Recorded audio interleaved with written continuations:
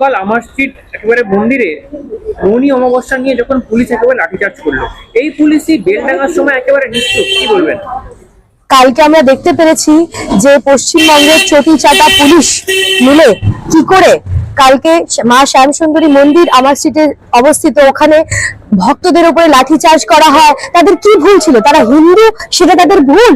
আমরা দেখতে পেয়েছি বেলডাঙ্গাতে কি করে একটা সম্প্রদায় বিশেষ মানুষরা মিলে রাস্তায় নেমে রাস্তা অবরোধ করে, আমরা দেখলাম সোমা মাইতি একটা মহিলা সাংবাদিককে কি করে পেটালো, তাকে কতটা আহত করলো।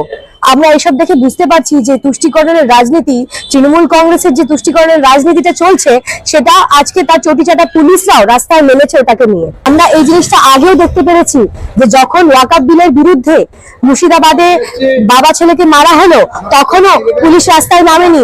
যখন সিদ্দিকুল্লাহ চৌধুরী বলছিল যে আমরা পুরো রাস্তা অবরোধ করব, লক্ষ লক্ষ মুসলমানের রাস্তায় নামলো, আমাদের পাবলিক প্রপার্টি ধ্বংস করলো, সেটার বিরুদ্ধে পুলিশরা কিচ্ছু করলো না। কিন্তু হিন্দুদের বিরুদ্ধে পুলিশের লাঠি সবসময় মজবুত করতে পারি আমরা দেখেছি আগেও, কিছুদিন আগে যখন বিপু চন্দ্র দাসের হত্যা হয়েছে, তার বিরুদ্ধে যখন হাই কমিশন অব্দি ওরা মার্চ করছিল, হিন্দু সনাতন ভাই বোনেরা মার্চ করছিল, 19 জন মহিলাদেরকে গ্রেফতার করে এক রাত থানাতে রাখে, তাদের উপর লাঠিচার্জ করে। কালও আমরা সেই দৃশ্যই দেখতে পারলাম। কি তাদের ভুল কি ছিল? তারা মায়ের বন্দনা করছিল, মায়ের আরাধনা করছিল।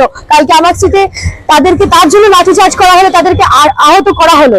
এটা তো বোঝা যায় যে তুষ্টিকরণের রাজনীতি কি সীমায় পৌঁছেছে মমতা বন্দ্যোপাধ্যায়।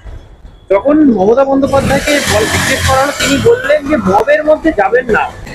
উনি তো রাস্তায় মব নিয়ে নামছে, ওসবে তো উনি কখনো কিছু বিরোধিতা করেন না। উনি তো রাস্তায় লোকজনকে নিয়ে মিছিল করেন, প্রতিবাদ র্যালি করেন, সেগুলো কি মব না? তাহলে কালকে যদি উনি প্রতিবাদ র্যালিতে নামেন বা ভিড়ের মধ্যে উনি যান, ওনাকে দুটো পাথর ছোড়া হয়, তার পরিপ্রেক্ষিতে থেকে উনি এটা বলবেন যে আমার ভুল ছিল, আমি মবের মধ্যে গেছি, তাই আমি আহত হয়েছি? এই কথাগুলো ওনার মুখ দিয়ে তখনই বেরোয় যখন the perpetrators are Muslims and not Hindus. Mamata Bandyopadhyay তিনি বলছেন যে জুম্মাবারের সময় ওরা একটু, এটাই তো বিষয়। একটা হয় পিসফুল প্রোটেস্ট, একটা হয় ধ্বংসাত্মক মনোবৃত্তি, যেটা সবসময় আমরা দেখতে পেরেছি পশ্চিমবঙ্গে। যখনই একটা সমুদায় বিশেষ মানুষরা যখন রাস্তায় নামে, আমরা দেখেছি যে পাবলিক প্রপার্টি ধ্বংস হয়, আমরা দেখেছি আম জনমানুষ সাধারণ লোকেদের এতটা কষ্ট সহ্য করতে হয়। রেল লাইন অবরোধ করার কি মানে? পাবলিক প্রপার্টি ধ্বংস করার কি মানে? ওটার কি করে কম্প্যারিজনটা দুর্গাপুজোর অনুষ্ঠানের সাথে করা হয়, আমি সেটা বুঝে পাই না। দুর্গাপুজোতে আমি তো দেখি না কার উপরে পাথর ছোড়া হচ্ছে, আমি তো দেখি না রামনবমীর সময় কারোর ঘর জ্বালিয়ে দেওয়া হচ্ছে, কিন্তু আমি দেখতে পারি যেটা উনি বলেন জুম্মাবারে ওরা নাকি রাস্তায় একটু মুভমেন্ট করে, ওই একটু মুভমেন্টের জন্য মহিলা সাংবাদিককে পেটানো হয়, একটু মুভমেন্টের জন্য সাধারণ লোকেদের উপরে অত্যাচার করা হয়। এটা কোনো পিসফুল ওয়ে অফ ওয়ার্কিং বলতে পারবো না আমি। এখনকার জনপ্রতিনিধি তারা কখনোই আসবে না, হিন্দুদের পাশে তারা কখনোই দাঁড়াবেন না। আর আমরা এটা বারংবার দেখতে পেরেছি যে সিলেক্টিভ আউটরিচ ওদের পক্ষ থেকে হয় সবসময়। যখনই সিলেক্টিভ আউটরিচ বলুন, সিলেক্টিভ দরদ বলুন, ওদের দরদটাও সিলেক্টিভ হয়, একটা সমুদায় বিশেষের প্রতি ওনার দরদটা থাকে। আজকে আমরা দেখতে পেরেছি, আমি আগে উল্লেখ করলাম যে ওয়াকআপ বিলের পর যখন লক্ষ লক্ষ মুসলমানের রাস্তায় নেমে রাস্তায় পাবলিক প্রপার্টি ধ্বংস করছে, আমরা দেখলাম রাস্তায় সাধারণ মানুষকে রাস্তায় বেরোনোতে মানে অসুবিধার সামনা করতে হচ্ছে। তাদের বিরুদ্ধে মমতা বন্দ্যোপাধ্যায় বা তার চটিচাটা পুলিশ কিচ্ছু করলো না।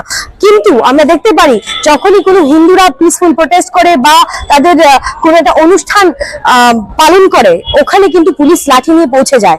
আমরা এই জিনিসটা অনেক ক্ষেত্রেই দেখতে পেরেছি। তৃণমূল কংগ্রেসের একটা নেতাও কখনো হিন্দুদের পাশে দাঁড়ায় না।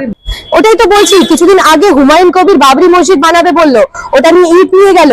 কই, আমি তো একটা চটিচাটা আমাদের পুলিশকে দেখতে পারলাম না যে যারা গিয়ে ওই কনস্ট্রাকশনটাকে আটকাচ্ছে বা ইট নিয়ে যখন হুমায়ুন কবির এবং তার লোকেরা যাচ্ছে তাদেরকে আটকাচ্ছে, এর বিরুদ্ধে তো ওরা কিছু করে না। এই তো বললাম সিলেক্টিভ আউটরিচ, সবকিছুতে ওনাদের সিলেক্টিভ আউটরিচ হয়।